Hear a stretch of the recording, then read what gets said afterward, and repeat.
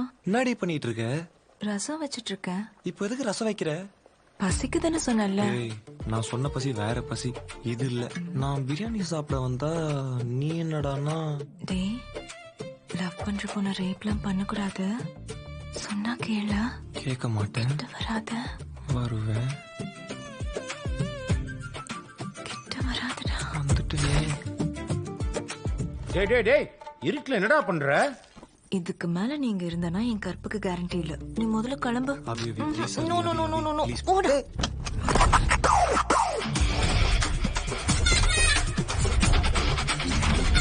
இது எதுக்கு வாங்கிட்டு வந்த?